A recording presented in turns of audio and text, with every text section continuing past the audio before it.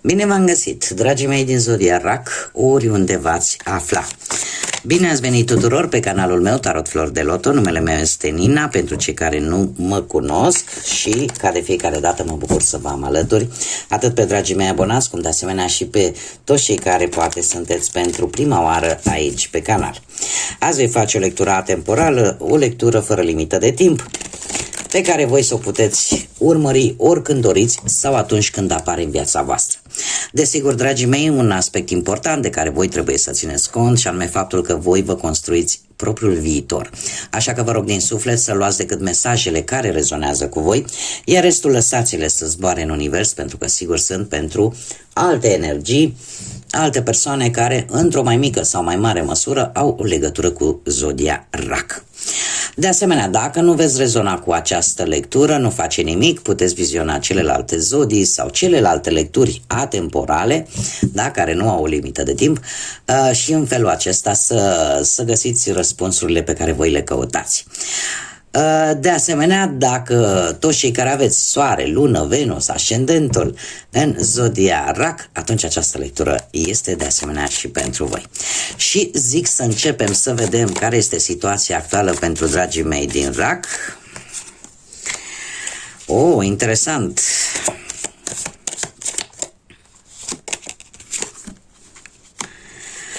Ce este în favoarea voastră? Ori o persoană din Zodia Leu care are legătură cu Zodia Leu, sau faptul că voi cumva împrumutați din caracteristicile acestei zodii atât de minunate care este Leu. Dacă nu vorbim de o persoană, da, care este în favoarea ta cumva, atunci poate că, așa cum am mai spus, sunteți mult mai energici. Aveți așa un pic, v-ați dezvoltat un pic, sunteți mai mândri poate, sau sunteți un pic mai orgolioși, sau poate încercați să faceți, sunteți mai generoși posibil și acest lucru, da?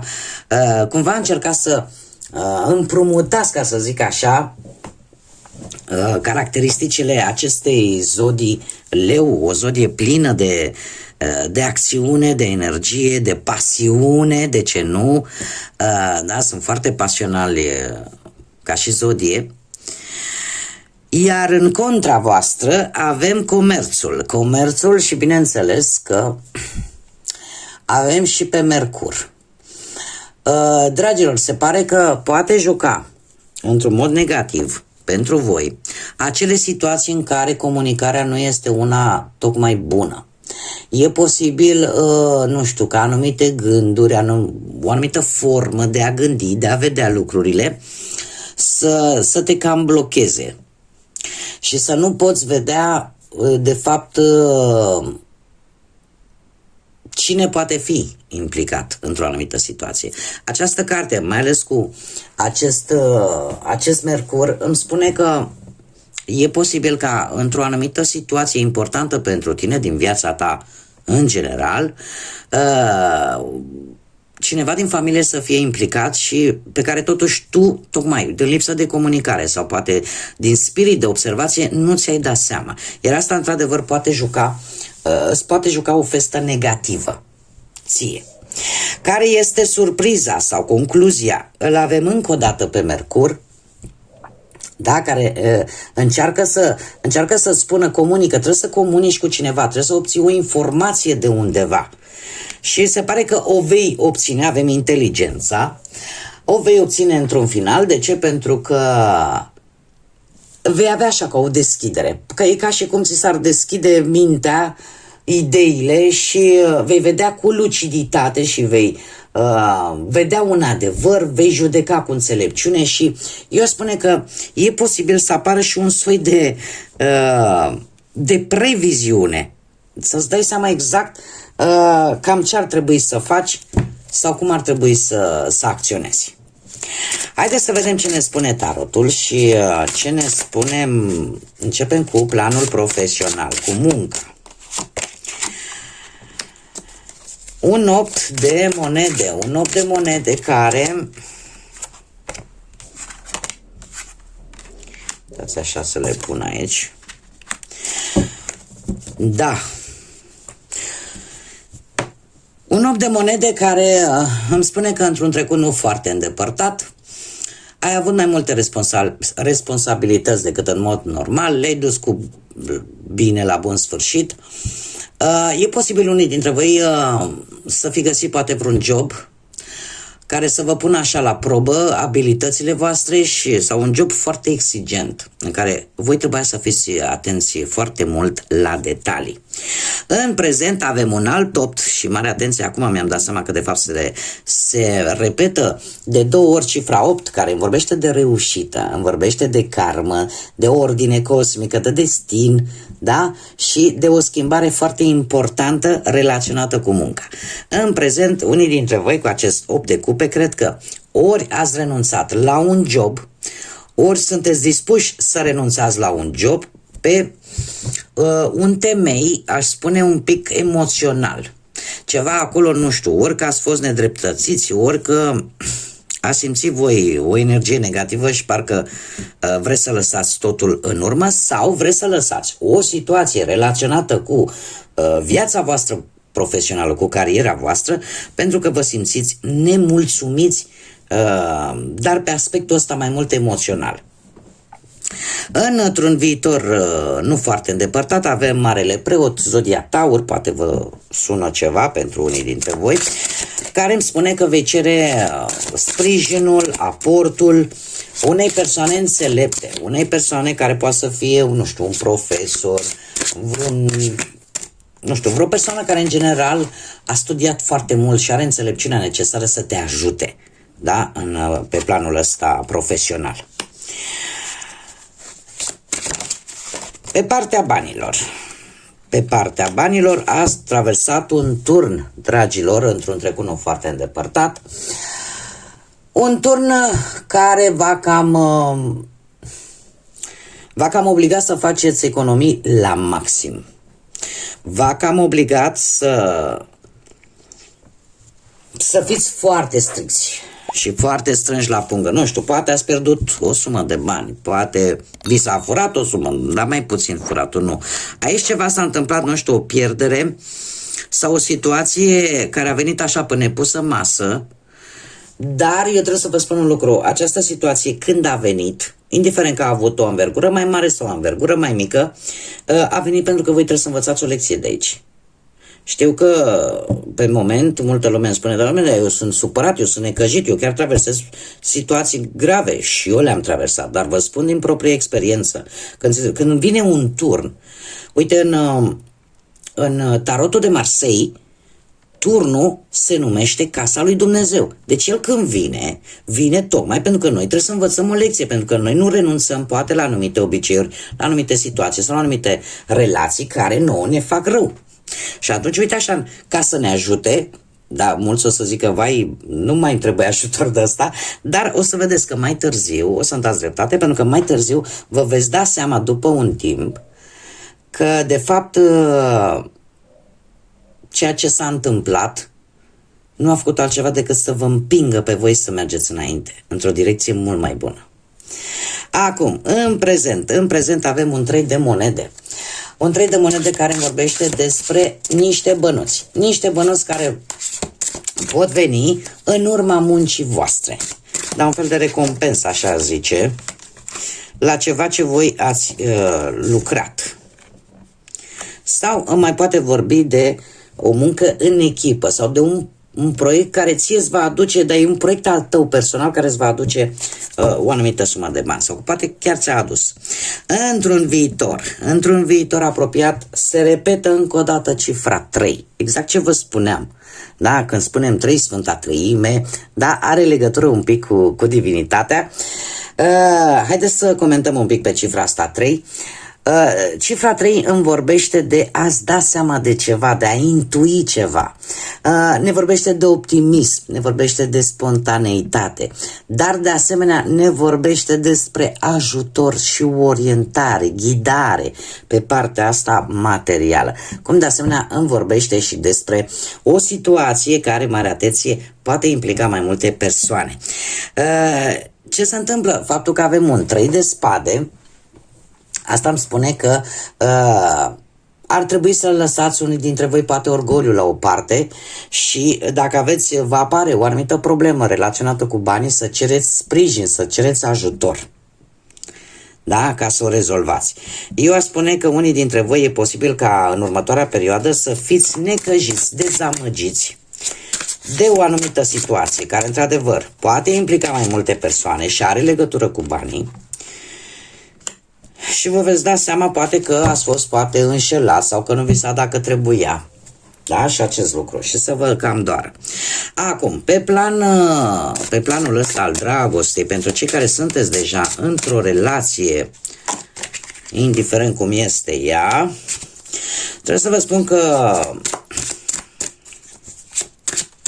haideți să mai scoatem o carte. Dragii mei dragi, într-un trecut nu foarte îndepărtat avem un as de cupe care îmi spune că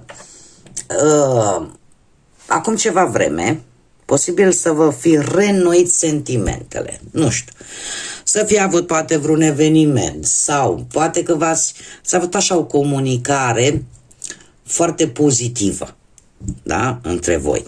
În prezent avem un 6 de spade care îmi vorbește posibil de o călătorie. O călătorie pe care voi vreți să o faceți tocmai pentru că vreți, e ca și cum ai spune, aici am făcut planul. Vreau ca relația mea să funcționeze, vreau ca noi doi să reînviem. E posibil ca unii dintre voi să aveți foarte mult timp împreună. Să aveți foarte mult timp împreună și eu aș spune încă un lucru. De asemenea, posibil ca unii dintre voi să fiți la distanță geografică unii de ceilalți. Și tocmai acest lucru face ca, nu neapărat sentimentele, dar ca relația să aibă de suferit. Și în acest moment, probabil că ori vă gândiți să faceți o călătorie împreună undeva, într-un alt loc, ori unul dintre voi să vrea să facă această călătorie tocmai pentru a vă reîntâlni, pentru a reînvia aceste sentimente. Într-un viitor nu foarte îndepărtat avem un cavaler de spade care îmi spune, vorbește despre nerăbdare în primul și în primul rând, dar de asemenea îmi spune că pentru voi această călătorie va simboliza o nouă reîmpăcare, mai ales pentru cei distanțați. Ca și cum o reînnoire. Va avea un bun augur. Haideți să vedem pentru cei care sunteți singurei. Cei care sunteți singurei din diferite motive, că poate din păcate în urma văduviei ați rămas singuri sau a divorțului, separare sau pur și simplu nu v-ați găsit încă perechea. Dragii mei, la voi situația asta în felul următor. 8 de bâte. Acum ceva vreme cu acest 8 de bâte aș spune că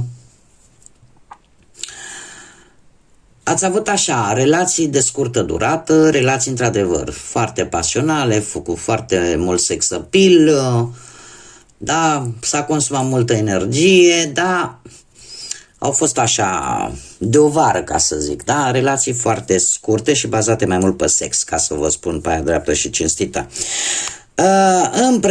În prezent avem un 7 de bâte. Un 7 de bâte care mie îmi spune în felul următor, că ești dispus, cumva cineva te interesează. Cineva, ți s-a pus pata pe cineva și ești dispusă să lupți pentru această persoană. Acum,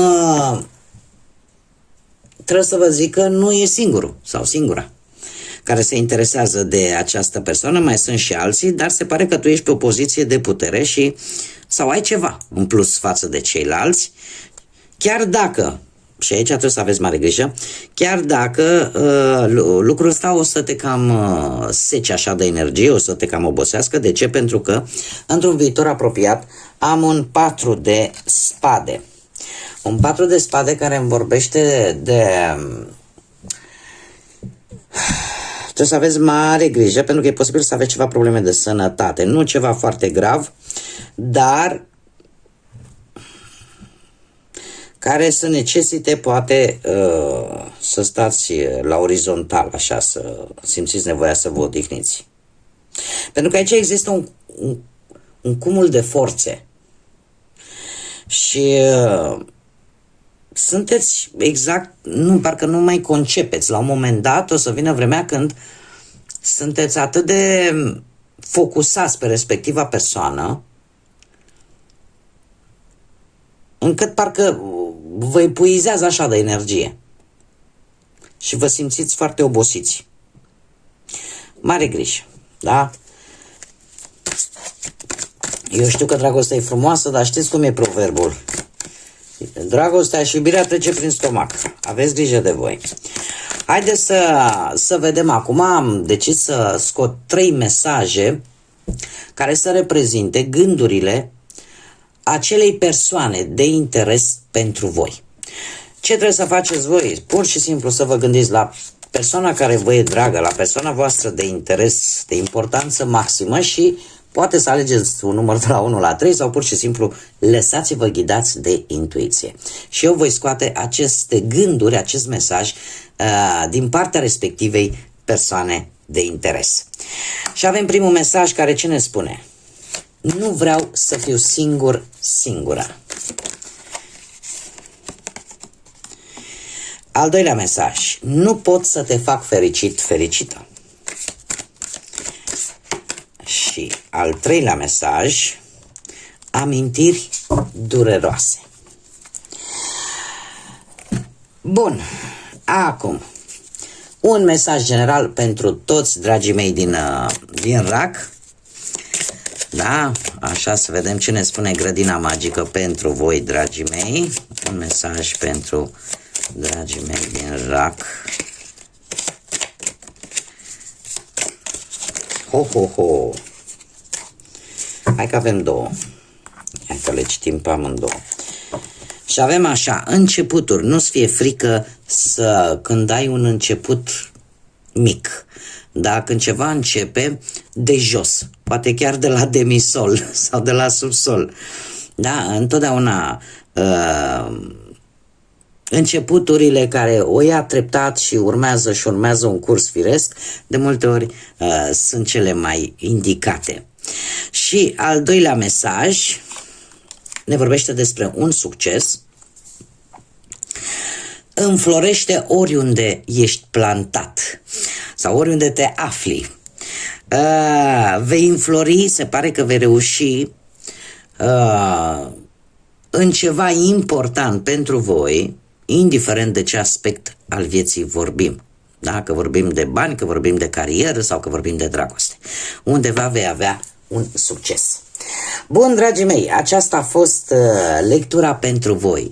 Eu vă mulțumesc ca de obicei pentru prezență și de asemenea trebuie să vă mulțumesc pentru like-uri, pentru distribuiri, pentru comentarii, sunteți minunați și de asemenea invit pe toți cei care încă nu s-au abonat și poate ați rezonat sau v-a plăcut, abonați-vă, este gratuit, cum de asemenea vă îndemn pe toată lumea să nu uitați de like-uri, de distribuiri și de comentarii.